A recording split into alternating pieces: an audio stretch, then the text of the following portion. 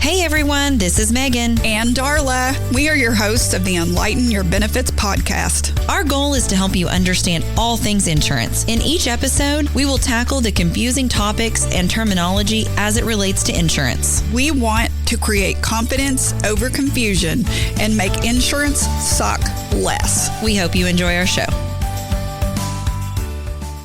Hey Darla. Hey Megan. You have any good jokes for us today? God, I wish I did. I'm just sorry. I'm not in the joking mood today. You know, I usually am, but yeah, you usually got a good one, at least a dad joke or two, but I do. I guess we will focus on insurance. Let's do that. Okay. Lauren, thanks for coming back. We had so many more questions for you that we just didn't get a chance to talk about last time. So thanks for coming back and visiting with us a little bit longer. Sure thing. So Lauren, tell us just real briefly who you are, what you do, and how you serve our community. So we specialize in individual and family health insurance. So vast difference than group insurance or employer insurance, like we were talking about last time. But, really, that's what we focus on. And we also kind of our expertise or specialty, I guess you'd say, is dealing with the Native American benefits that are available that were introduced with the ACA and implemented with the Affordable Care Act. Perfect. And we're going to get into a lot of that today. We missed that opportunity on our last conversation. Yeah. So let's jump right in. Tell me, last time we talked about, the different names for Marketplace, ACA. Can you give me a definition of what is the ACA, Affordable Care Act? Yeah, so basically the Affordable Care Act was regulations that were put in place for insurance companies for plans for individuals. Okay. So they had to cover certain things. They have 10 minimum essential benefits that have to be covered. And those range from everything from pre-existing conditions to mental health and substance abuse and pregnancy and things like that. And so obviously implementing those things ended up causing insurance prices to go to skyrocket, really, because of especially covering everyone's pre-existing conditions. Mm-hmm. And so they had to create a way for that to be affordable because they knew the insurance prices were going to be high. So what they did was they created or implemented a tax credit, which is also called APTC or Advanced Premium Tax Credit, also known as a subsidy, that is based on your household size and your income. And at that point, that is paid to the insurance company on your behalf each month. And like I said, it's an advanced tax credit. So the insurance company receives that amount, whatever your amount would be, and then sends you a bill for the remaining amount that you would be responsible for. Depending on your situation, that could be $0 that you pay each month. Mm-hmm. It could also be a couple $100s, or it could be $800. It all depends on your family size and your income. So that being said, the tax credit in general, that subsidy that you can apply for through the Marketplace, there are some limitations that when you can't qualify for it, such as if you have affordable insurance offered through your job or a spouse's job. I will say that there are some things on the table right now to redefine that definition for next year, but they're still very much up in the air. Okay. So for right now, it's 9. If your employee only lowest cost option is 9.61% of your household, your total household income, then at that point, your plan would be considered to be affordable. But that only goes off of the employee only price. Mm-hmm. And a lot of times it's not near that much for the employee. It's when you're adding the dependents when it's so expensive. I know we've run into that a lot. I've called you and I've said, Lauren, I've got this employee that their employer pays 100% of their premium. It's a great plan. But in order to add his wife and his 2 children to the plan, it's going to costs $700-800 a month and you're like, oh, I wish I could help, but there's really just not a whole lot I could do at this point. Right. Yeah. And so what they're trying to do with the new laws for next year is to basically take the family's price into consideration for that calculation and say, okay, we're just not going to use the employee only price. We're going to use the family price. Now, if the employee has affordable coverage for themselves, then they wouldn't qualify for that tax credit. But let's say it's, $1,500 a month to add your family. Well, then your family could go off and apply for the tax credit in the marketplace and be able to, get a plan, and the employee would stay with their employer. Well, I hope you can keep us posted on that. We would definitely like to have you back. Just to stay up on all of these laws. Every time I talk to you, something has changed. So thanks for staying up on that. It used to be every year almost, and now it's like every 6 months there's like new implementations, especially since COVID. So it's just trying to get people access to coverage, especially during this time of a pandemic and things like that. And so it was on this administration's priority list to try to make it accessible for a wide variety of people in different situations. So there's a lot of changes. So can we talk a little bit about where I would need to be financially in order to receive a subsidy? I know it varies. So let's just say I have a family of 4. Okay. I'm married and I have 2 children. Darla is a family of 2. So does that mean I can make more money because I'm a bigger family than Correct. Darla? Okay, so give me some idea. So depending on, of course, this changes state to state. So we service the 5 surrounding states. Okay. So we're in Oklahoma, Kansas, Missouri, Arkansas, and Texas.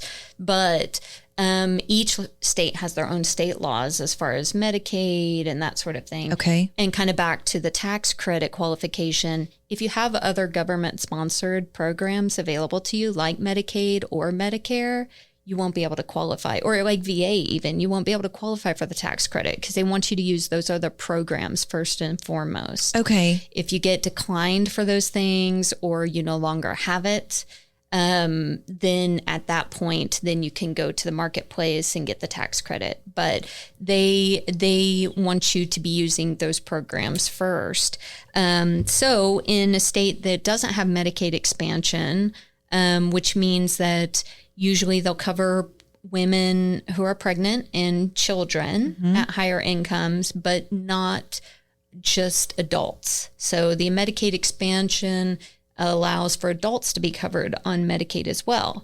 And Medicaid is income-based, so Medicaid and Medicare kind of get mixed up together. They do. But in Oklahoma, we did not have an expanded Medicaid program until last year. Right. So now that that's been expanded, if you make below $17,774 as an individual, you would qualify for Medicaid now. Okay. Before, you would have to have a child on Medicaid, or you'd need to be pregnant or that sort of thing to get it, or have an extremely low income and be a caregiver. So now that's opened up to $17,774.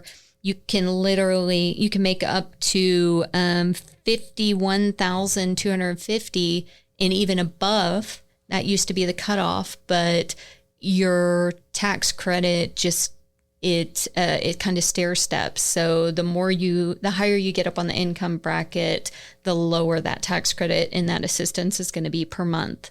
So if you're making $51,000, you can still qualify for a tax credit, but how much is it going to be is the question. And if you're older, you may get more tax assistance because your premiums are so much higher than if you're a younger person. So while there used to be that hard cutoff at the 400% of the poverty level, now that's went away last year. And so now it's kind of limitless. It's just until your tax credit finally dwindles out to zero if you're making too much. So what I hear you saying is if I'm single and by myself and I'm making $20,000 a year, then I'm going to get a pretty big subsidy, meaning that I'm going to pay little to nothing for my health insurance through the ACA. However, if I'm single and got a good job, and I'm making around $50,000 a year, I'm still going to get a subsidy, but it's going to be very, very little, meaning that my health insurance is probably going to cost me quite a bit of money month over month, just because I'm not going to get a big subsidy. That doesn't mean I can't get insurance and you can't help me with that.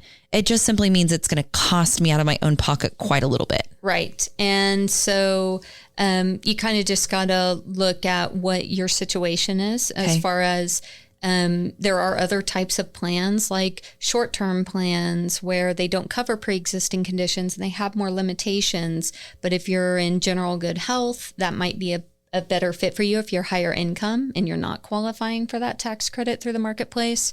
But on the other side, if you're make too much for your Medicaid program in your state and you're just right above the income level or maybe in that range, not only will you likely have a free or low cost plan, they will also lower your deductibles and your out-of-pocket maximums depending on your income.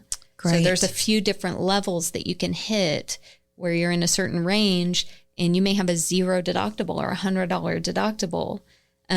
Some people get confused because they go to the marketplace themselves and they put their income they're just guessing or they're just wanting a quote, but it might be just a couple of dollars less than the minimum. And all of a sudden it shows that they should be paying the full price. You don't qualify. You need to pay $600 a month or something like that. And they're confused and they think this isn't good at all. Right. Well, it's really because you put your income below the minimum income guidelines and the system thinks you should be on Medicaid. I see. So at that point, that's why it's good to talk to a specialist, because if you were to just call the 1-800 number or try to sign up, they're not going to explain these things to you. They're just going to fill out the application with your answers and they're not going to give you any guidance. So that's why using a licensed agent, we're allowed to give that advice. We're allowed to give that guidance, whereas a call center employee is literally just reading the screen. So, if you're self-employed, your income changes a lot. It's always one of those things that's like, hey, this is based on a projected income for the year we're in right now.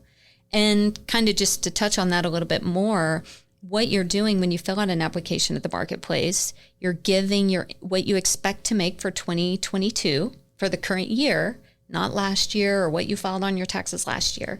And so there's not very many things that are like that. Usually it's using what you've made in the past. So when you're putting that income on that application, the marketplace will calculate what your tax credit should be, what your subsidy should be based on your family size and household that you put on the application. And they'll calculate for the whole year what your tax credit should be. And then they'll divide it by 12. And that's what they send to the insurance company every month on your behalf. So the only catch is when you go back to file your taxes, you have to file a form that showed how much you got for the year. And they'll compare what you made versus what you said you would make on the application. And at that point, if you got the wrong tax credit, they're going to readjust it, either good or bad. So if you make more than you say you're going to make, they're going to say, oh, well, you should have only gotten $200 a month instead of $300. So you have to pay that back on your taxes. And vice versa. If you way overestimated your income and didn't make as much and you were paying $200 a month and should have only been paying $50, well, you'll get that $150 a month back for the months that you overpaid, essentially. So it's really important to have the information accurate on the application, because when you're talking about thousands of dollars a month, potentially. And I've had that happen before. I consulted you about this. We had a mutual client that they had a small business and they were really just kind of getting started. And so they ended up doing ACA and it worked great for them for the first couple of years. And then lucky but unlucky, that 1 year they ended up, it's an electrical company, and they ended up landing a really, really good contract. Yeah. And so with that being said, that brought in a substantial amount of income. Unfortunately for them, they did not know that they needed to reach back out to their agent. I think that this particular family had gone with a 1-800 number, and So they were never told. So we come up to the filing of their taxes at the end of the year, and they owed so much money. They basically had to pay back the entire subsidy that they had received for the year for their family of 5. And for them, it was a devastating hit.